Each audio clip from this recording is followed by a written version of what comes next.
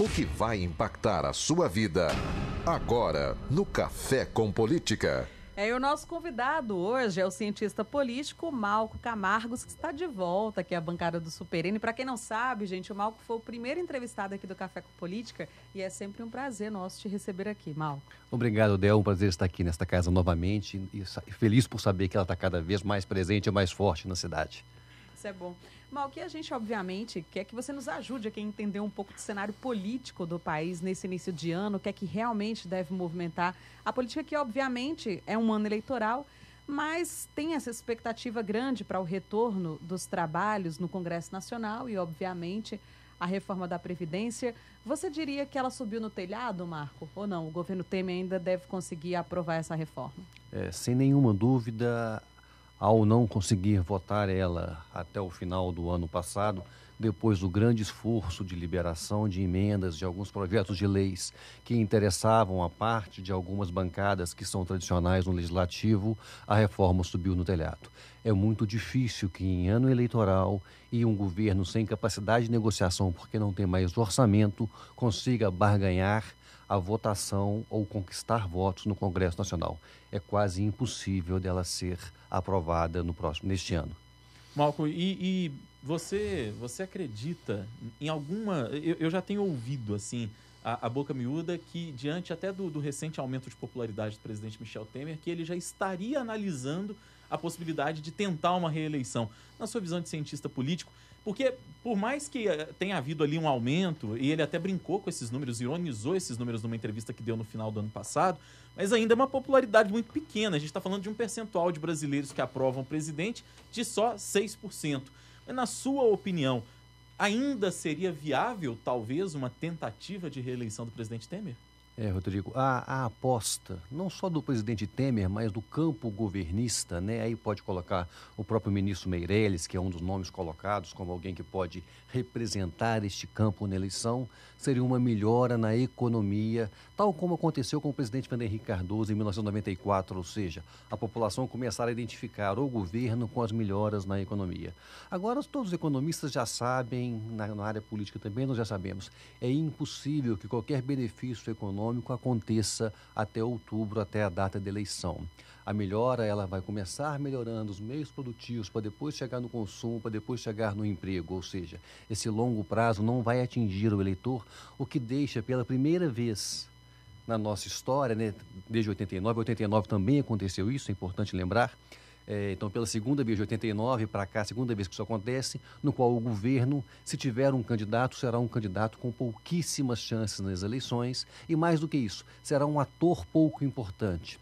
O fato do governo ter gastado parte considerável do seu recurso nas barganhas com os parlamentares para que o presidente Temer possa continuar no poder, fez com que o governo não tenha mais caixa para fazer políticas públicas, o que é importante em ano eleitoral. Então nós teremos uma primeira eleição com um candidato do governo fraco ou eventualmente sem nenhum candidato, e sem que o governo possa atuar fortemente para ajudar a eleger um outro candidato. Era isso que eu ia perguntar. Quando você se refere a um candidato fraco, você se refere especificamente à possibilidade de ser o ministro Meirelles?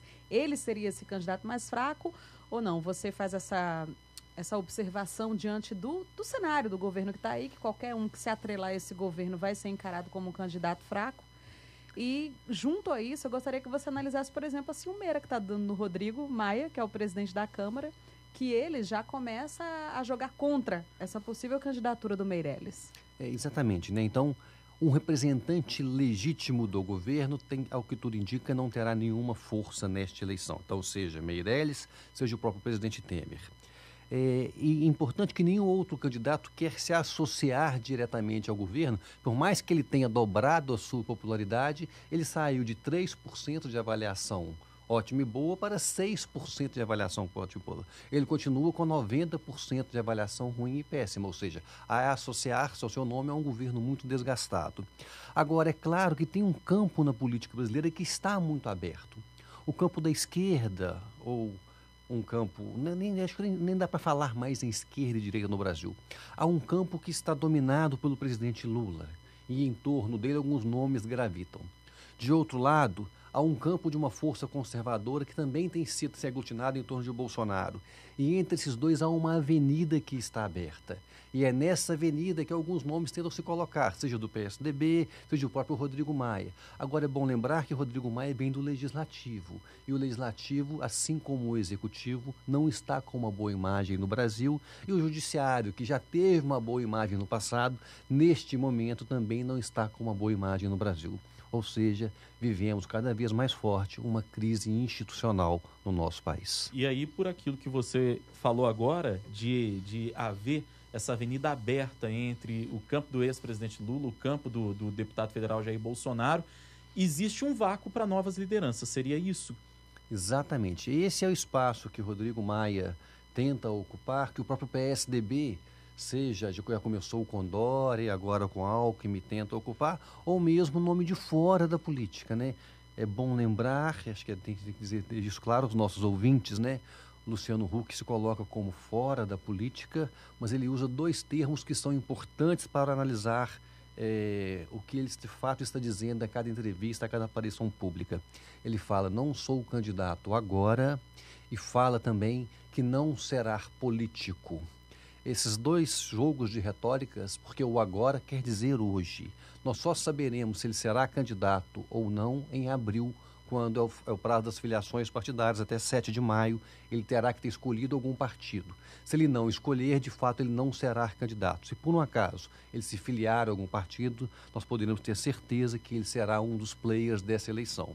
E de outro lado, o não ser político, né, é um discurso da moda, né? Então, o não sou político quer dizer que eu vou administrar, fazer política, sem usar a política no dia a dia. É um discurso que deu certo na eleição de 2016 e persistirá na eleição de 2018. Ou seja, ele pode sim ser um dos players que quer ocupar exatamente essa avenida entre Lula e Bolsonaro. Nessa avenida aí entraria o Ciro, por exemplo, ele não quer ser visto como um candidato de esquerda. Ele esteve aqui com a gente, né, Rodrigo? É verdade. No Super N, ele disse que rechaçou. Era isso, ele disse muito firme, assim, eu sou um candidato de centro. Hoje eu não quero nem direita nem esquerda. Você acredita que vai pegar esse discurso do Ciro? Por que as pessoas... Eu vou entender também de novo, quando o político diz alguma coisa, o que ele quer dizer, né? Por que ele não quer se assumir como de esquerda? Porque a hora que você se assume como esquerda, você está abarcando 25% do eleitorado.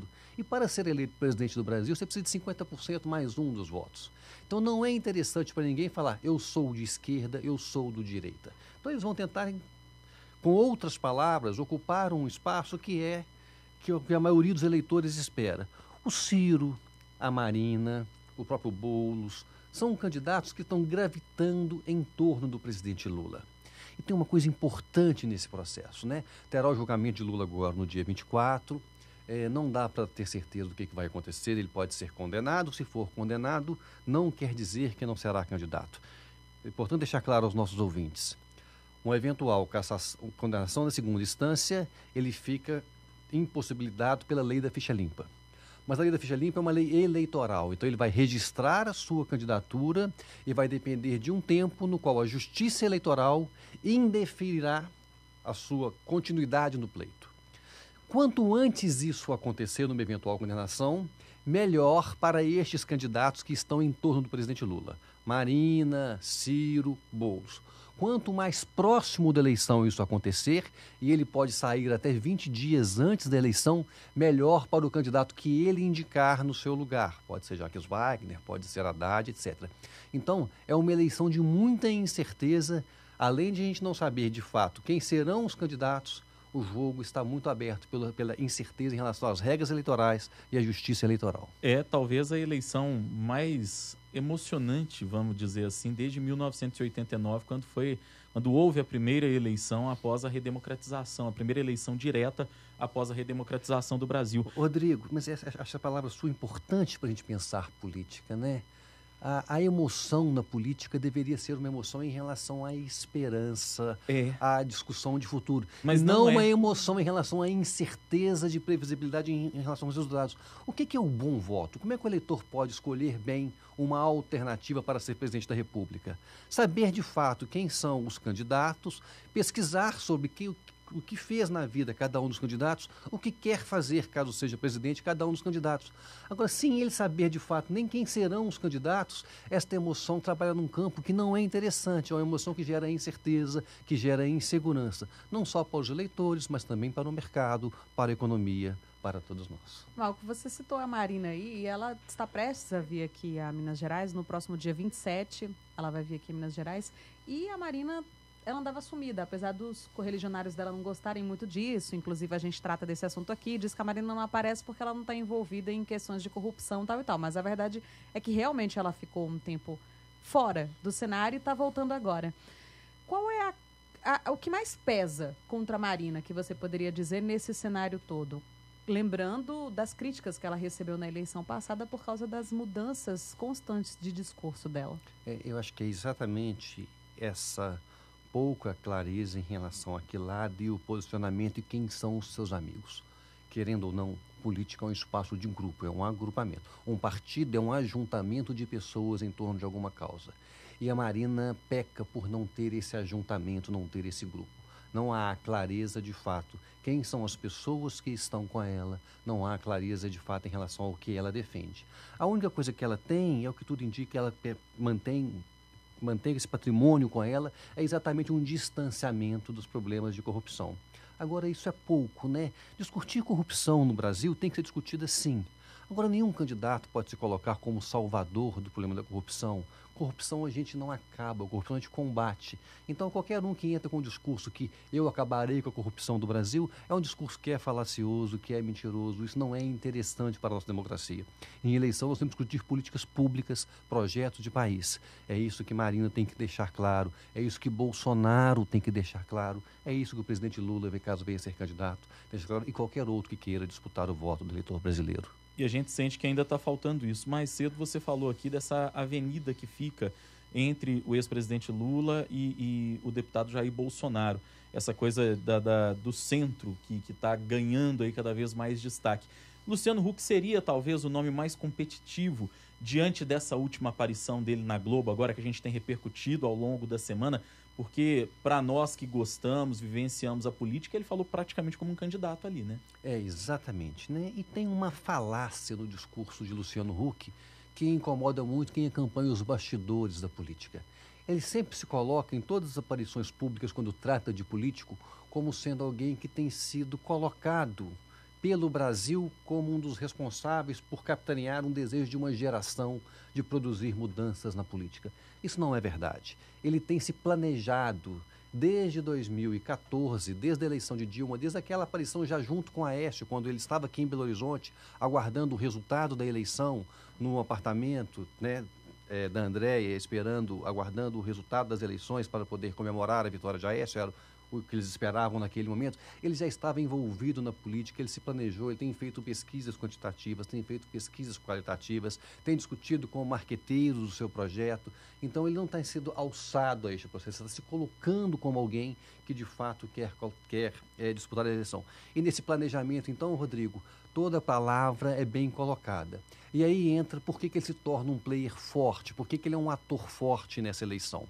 É porque alguém que tem alguma empatia com o eleitorado, é alguém que já tem conhecimento, e conhecimento é muito importante na política, é alguém que representa alguns valores que os brasileiros querem neste momento. Um bom moço. Um bom moço, alguém de sucesso, né? Alguém que conseguiu prosperar na sua carreira, né? Não é inegável que ele cresceu muito na sua carreira enquanto saiu daquela espaço de tiazinha, né, e feiticeira, para chegar até o programa que tem hoje, o espaço que ele tem na Rede Globo. Alguém casado, um trabalho social lá, um trabalho no social programa, de ajuda às pessoas. Alguém pai de família, né, perto dos filhos. Família de comercial de margarina. Uma mulher sempre presente ao lado dele, que tem uma vida própria também.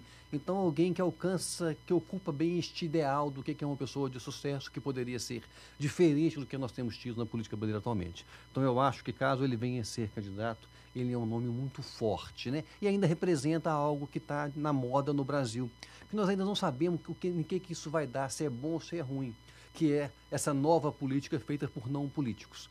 Colocando bem os pingos nos is, né? Essa nova política, a gente teve dois grandes expoentes dela nesta eleição passada. De um lado, aqui em Belo Horizonte, com Calil, de outro lado, São Paulo, com Dória, né? E são resultados opostos. Enquanto o Calil ganhou a eleição com uma expectativa e tem um governo melhor do que a expectativa, Calil hoje tem uma popularidade maior do que era a expectativa anterior e o número de votos que ele teve na eleição, Dória já é o contrário, já tem um governo menor do que tinha. Então não quer dizer que essa nova política, por si só, dá resultado. Vai depender de quem é esse novo gestor. Pelo WhatsApp aqui tem a participação do Paulo Vitor, nosso ouvinte aqui de Belo Horizonte, e ele está dizendo aqui, é bom lembrar que senadores e deputados também devem ser trocados, pois são eles que aprovam os projetos e os que estão aí são a maioria corruptos. Ele pede, lembre o cientista Malco Camargos aí sobre isso também. E é um assunto que a gente pouco discute, né? Em realidade, Paulo Vitor, acho que você faz uma reflexão aqui que é muito válida, porque a gente fala muito do executivo, talvez até pela figura presidencialista que carrega ali consigo todo um status, né? Carrega ali algo com ele, e a gente se esquece do legislativo, que é quem faz a barganha todas as vezes aí embaixo, né? E tem duas coisas importantes na fala do Paulo Vitor aí, né?